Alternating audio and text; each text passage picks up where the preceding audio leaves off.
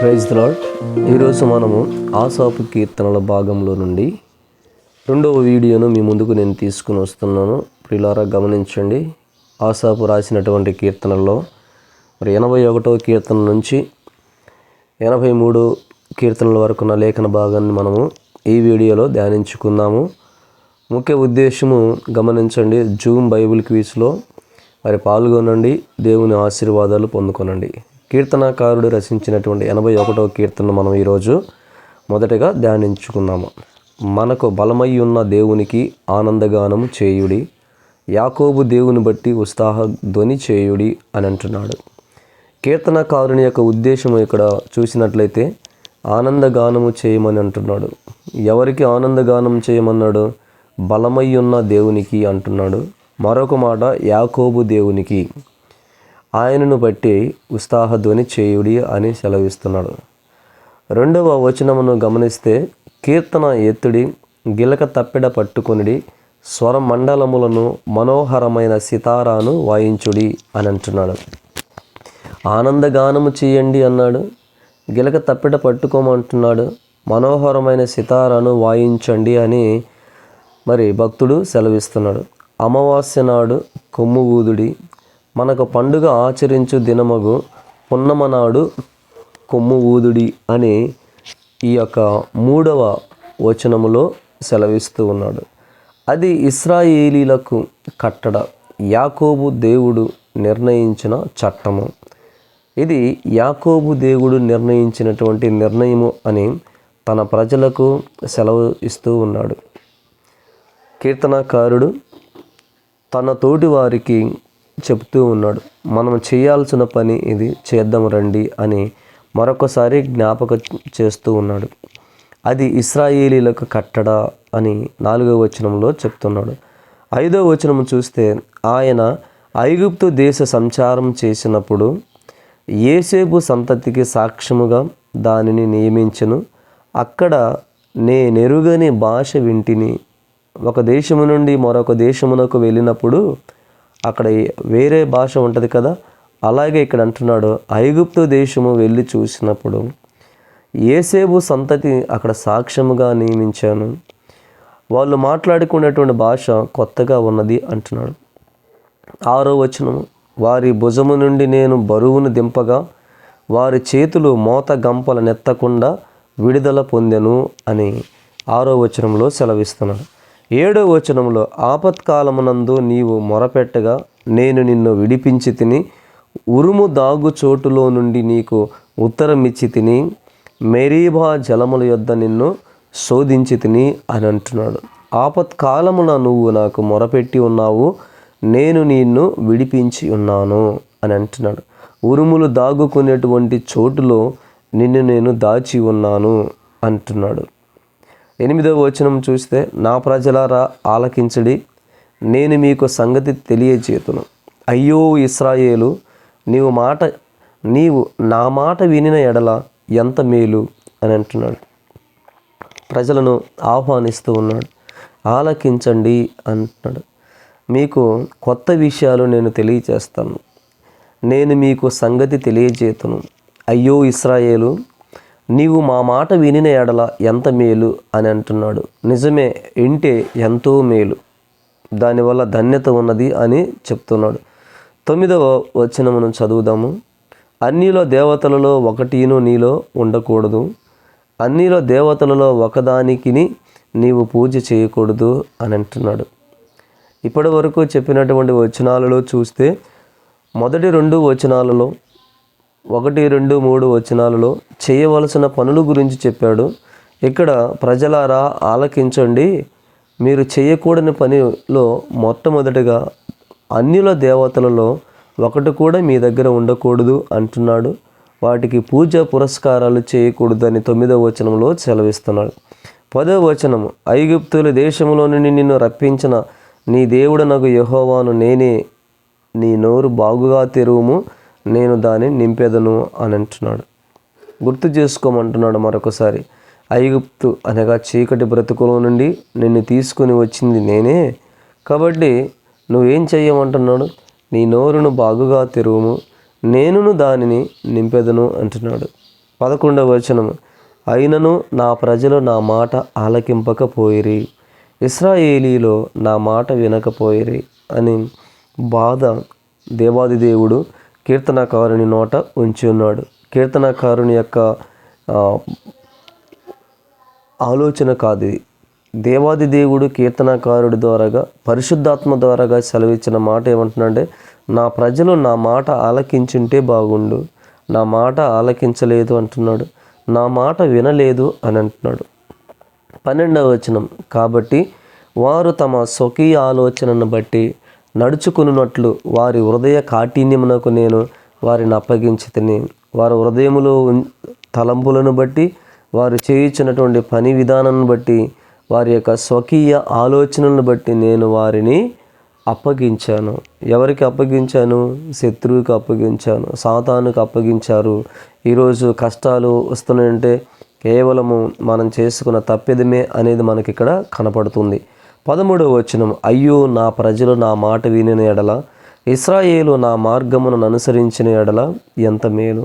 మరొకసారి అంటున్నాడు కదా, ఎంతో మేలు, ఎంత మేలు, వింటే మేలు, మార్గమును అనుసరిస్తే మేలు అంటున్నాడు. 14వ వచనం, అప్పుడు నేను వేగిరమే వారి శత్రువులను అనగదొరుక్కుదును, వారి విరోధులను కొట్టుదును. అప్పుడు శత్రువు అనేవాడు ఎవడు కూడా మన మీదికి రావడానికి అవకాశము ఉండదు అని 14వ వచనంలో సెలవిస్తున్నాడు. 15వ వచనంలో, యెహోవాను ద్వేషించువారు వారికి లొంగుదురు, వారి కాలము శాశ్వతముగా నుండును. వింటున్నారా? యెహోవాను ఎవరైతే ద్వేషిస్తారో వారు శత్రువులకు లొంగిపోతారు, శాశ్వత కాలము వారి యొక్క ఆధీనములో ఉంటారు అని అంటున్నాడు. 16వ వచనంలో, అతి శ్రేష్టమైన గోధుమలను అనుగ్రహించి నేను వారిని పోషించుదును, కొండ తేనెతో నిన్ను తృప్తిపరచుదును అంటున్నాడు. కానీ ఎవరైతే దేవుని మాటలు వింటారో, దేవుని స్వరాన్ని వింటారో, దేవుని గ్రంథాన్ని చదువుతారో, దేవుని మాటలను ధ్యానిస్తారో వారిని మంచి గోధుమలతో, అనగా శ్రేష్టమైనటువంటి అతి శ్రేష్టమైన గోధుమలతో తృప్తిపరచెదను అంటున్నాడు. కొండ తేనెను నేను నీకు ఇచ్చి నీ హృదయమును సంతృప్తిపరచెదను అనేటువంటి మాటతో మరి కీర్తనాకారుడు 81వ కీర్తనను ముగించాడు. 82వ కీర్తన మనం ఇప్పుడు చూద్దాము. 82వ కీర్తనలో మరి కీర్తనాకారుడైనటువంటి ఆసాపు తన నోట పరిశుద్ధాత్మ దేవుడు మాట్లాడినటువంటి మాటలను మనము గ్రహించినట్లయితే, దేవుని సమాజములో దేవుడు నిలిచి ఉన్నాడు, దైవముల మధ్య ఆయన తీర్పు తీర్చుచున్నాడు. దేవుడు సమాజములో ఉన్నాడు. మన దేవుడు సమాజములో నిలిచి ఉండేటువంటి దేవుడు, దైవముల మధ్య ఆయన తీర్పు తీర్చుచున్నాడు. ఎంతకాలం మీరు అన్యాయముగా తీర్పు తీర్చుదురు, ఎంతకాలము భక్తిహీనుల ఎడల పక్షపాతము చూపుదురు అని ఒక విధమైనటువంటి అనగా ప్రశ్నతో కీర్తనకారుడు ఇక్కడ సెలవిస్తున్నాడు. దేవాది దేవుడు సమాజంలో ఉన్నాడు.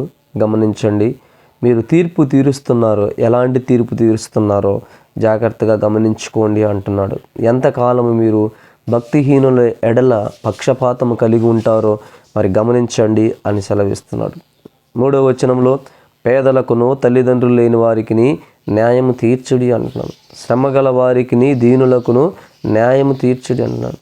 వారి పక్షాన న్యాయం చేయండి, వారికి న్యాయాన్ని మీరు చూపించండి అని అంటున్నాడు. పేదలకు, తండ్రి లేని వారిని జ్ఞాపకం చేసి, శ్రమగల వారిని జ్ఞాపకం చేసి, దీనులను జ్ఞాపకం చేసుకోమంటున్నాడు.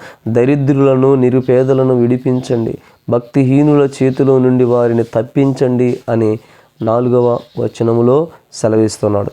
జనులకు తెలివి లేదు, వారు గ్రహింపరు, వారు అంధకారములో ఇటు అటు తిరుగులాడుదురు అని 5వ వచనములో సెలవిస్తున్నాడు. కాబట్టి ప్రియమైన వారు, పేదలను, తండ్రి లేని వారిని, దరిద్రులను, నిరుపేదలను జ్ఞాపకం చేసుకోమంటున్నాడు. అంతేకాకుండా భక్తిహీనులను కూడా విడిపించమని సెలవిస్తున్నాడు. మరొక మాట ఏమంటున్నాడంటే, జనులకు తెలివి లేదు అంటున్నాడు. అంధకారములో ఇటు అటు తిరుగులాడుచు ఉంటారు, దేశమునకున్న ఆధారములన్నీ కదులుచున్నవి అని 5వ వచనంలో సెలవిస్తూ ఉన్నాడు. కాబట్టి అంధకారంలో అటు ఇటు తిరుగుచున్న వారిని గమనించండి. మరి మనం ఎలా ఉన్నామో ఈరోజు మన హృదయాల్లో మనం పరీక్షించుకోవాలని పరిశుద్ధాత్మ దేవుడు కోరుచున్నాడు. 6వ వచనం చూసినట్లయితే, మీరు దైవములనియు మీరు సర్వోన్నతుని కుమారులనియు నేనే సెలవిచ్చి ఉన్నాను అని ఎవరి గురించి చెప్తున్నా తెలుసా?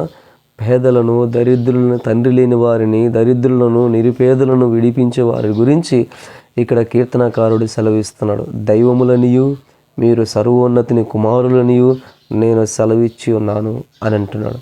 అలాంటి వారు చేసేటువంటి పనులు 4వ వచనంలో 5వ వచనంలో మనకు కనబడుతున్నది.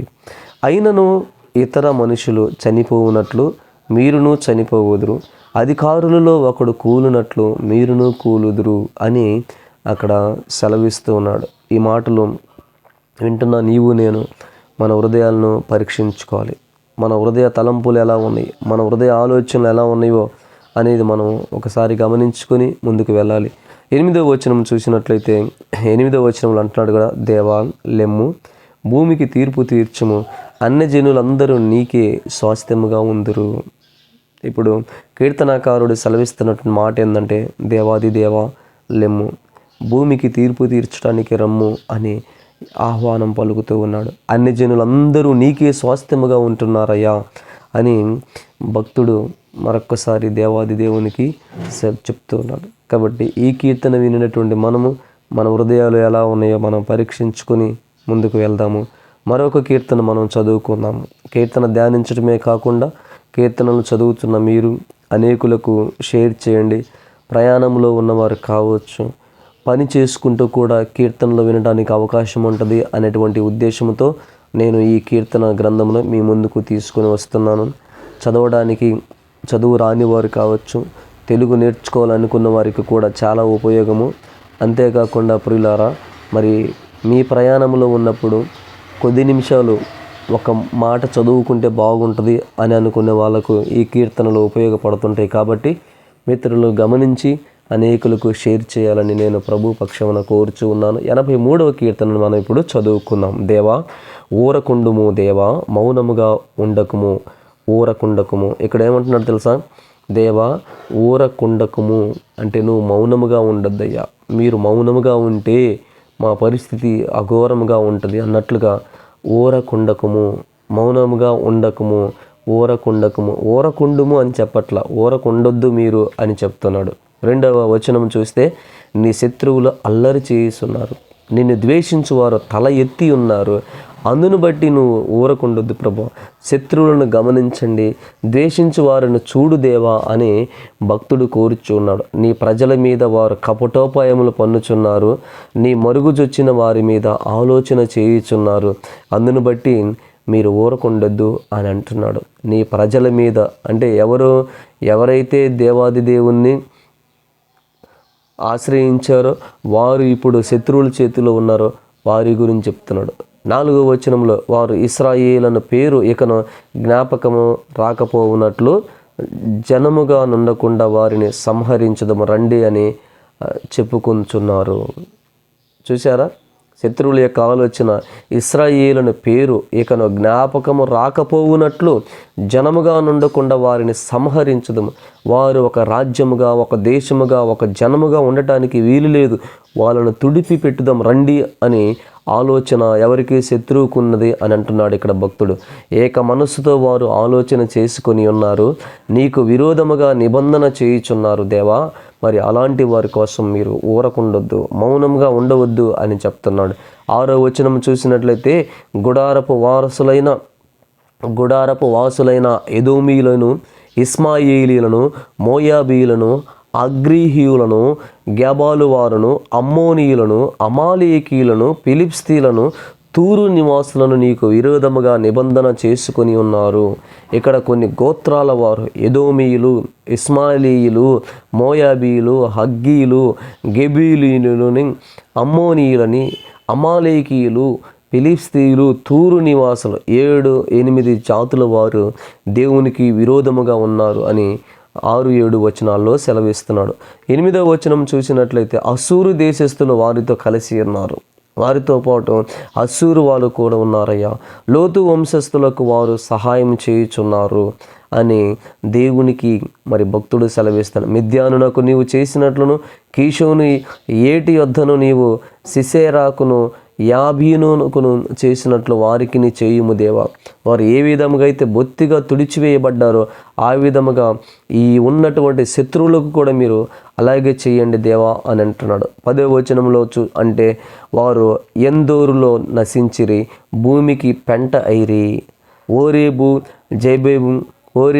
జయేబు అను వారికి నీవు చేసినట్లు వారి ప్రధానులకును చేయుము అని దేవునికి మరొకసారి చెప్తున్నాడు. ఊరకుండొద్దు దేవా, వారు నీ ప్రజల చుట్టూ ఉంటున్నారు, నీ ప్రజలను సర్వనాశనం చేయాలని కోరుకుంటున్నారు, వారి ఆలోచన విధానం బాగులేదు అని దేవునికి మొరపెట్టుచున్నాడు. జబాహు సల్మున్నా అను వారికి చేసినట్లు వారి సకల రాజులకును చేయుము దేవా అని భక్తుడు సెలవిస్తూ ఉన్నాడు. మరొక మాట చూడండి, 12వ వచనాన్ని కానీ చూసినట్లయితే అక్కడ 12వ వచనంలో ఏమంటున్నాడు?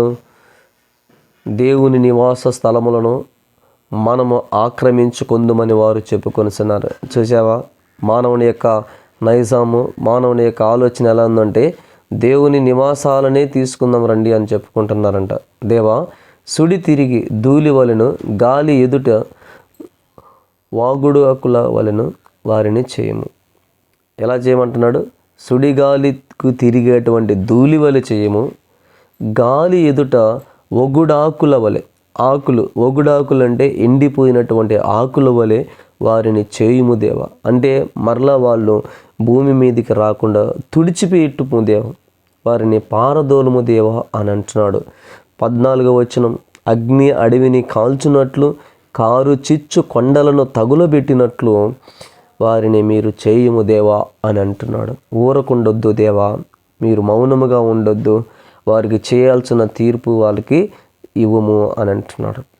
15వ వచనం, నీ తుఫాను చేత వారిని తరుముము, నీ సుడిగాలి చేత వారిని భీతి పుట్టించుము అని మరొకసారి కీర్తనకారుడు వారి గురించి సెలవిస్తూ ఉన్నాడు.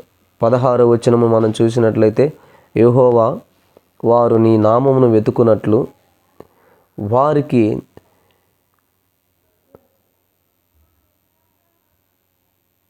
పూర్ణవమానము కలుగు చేయము. ఏమంటున్నాడు? యెహోవా, వారు నీ నామమును వెతుకున్నట్లు వారికి పూర్ణ అవమానమును కలుగు చేయము దేవా అని దేవునికి మరొక పర్యాయము చెప్తూ ఉన్నాడు. ఈ కీర్తన భాగం అంతటిలో కూడా మనము చూసినట్లయితే కీర్తనాకారుడు తన ప్రజలను ఉద్దేశించి దేవునితో మాట్లాడుచూ ఉన్నాడు, దేవునికి విన్నపం చేస్తూ ఉన్నాడు.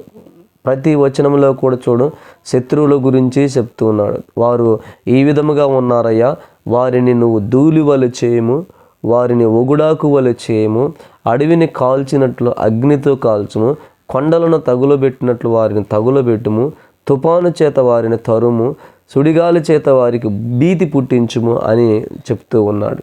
అంతేకాకుండా 16వ వచనంలో ఏమన్నాడు? వారు నీ నామమును వెదకున్నట్లు వారికి పూర్ణ అవమానము కలుగు చేయము దేవా అని మరొక మాట చెప్తున్నాడు. 17వ వచనం, వారు నిత్యము సిగ్గుపడి భీతి నొందుదురుగాక, వారు భ్రమసి నశించుదురుగాక అని చెప్తూ ఉన్నాడు. చివరి మాటగా 18వ వచనం చూసినట్లయితే, యెహోవా అను నామము ధరించిన నీవు మాత్రమే సర్వలోకములు మహోన్నతుడు అని వారు ఎరుగుదురుగాక అని భక్తుడు, దైవజనుడు ఆసాపు ఈ కీర్తనలో దేవాది దేవునికి తన ప్రజల పక్షమున మొరపెట్టుకుంటున్నాడు. ప్రియ మిత్రులారా, చదువుచున్న మనము, వినుచున్న మనము, మన జీవితములలో మనము కూడా నశించుచున్న వారి కొరకు మన ప్రార్థనలు ఎల్లప్పుడూ చేయాలి. వారు ఎంతగానో మరి ఇబ్బందుల్లో ఉండొచ్చు, వారి కష్టాల్లో నష్టాల్లో ఉన్న వారి కొరకు, శత్రువులకు బాధల్లో ఉన్న వారి కొరకు మనం ప్రార్థన చేయాల్సిన వారమై ఉన్నాం. ఈ వీడియో వినుచున్న మీరందరూ కూడా గమనించండి, జూమ్ బైబిల్ క్విజ్ అనేటువంటి వాట్సాప్ గ్రూపులో జాయిన్ కండి. మరి ప్రతిరోజు వచ్చేటువంటి ప్రశ్నలకు సమాధానాలు పంపిస్తారని నేను కోరుచున్నాను. అంత మాత్రమే కాకుండా ప్రియులారా, మరి ఈ యొక్క యూట్యూబ్ ఛానల్ని మనకు తెలిసిన వారికి అందరికీ మీరు తెలియచేయండి. ఆత్మీయులలో వాళ్ళని నడిపించిన వారం అవుతాము. వారిని ఆత్మీయతలోనికి మనం నడిపిద్దాము, వాళ్ళని బలపరుస్తాము. వారి కొరకు, వారి కుటుంబాల కొరకు ఎల్లప్పుడూ ప్రార్థన చేద్దాం. మరి మీరు కూడా మీ ప్రార్థనలో కుటుంబాల గురించి జ్ఞాపకం చేసుకోండి. చిన్న మాట ప్రార్థన చేసుకున్నాం. సకల ఆశీర్వాదములకు కర్తవగు మా దేవా, ఇప్పటి వరకు ఆశాపు కీర్తనల చేత మీరు మాట్లాడుతూ వచ్చిన్నారు. మా హృదయాలలో మీరు మాట్లాడిన ప్రతి మాటను బట్టి నీకు స్తోత్రాలు ప్రభువా. మరి ముందున్న సమయంలో ఈ వాక్యాలు వినుచున్న బిడ్డలందరినీ దీవించి మహిమ పొందమని యేసు నామమున అడుగుచున్నాము తండ్రి. ఆమెన్.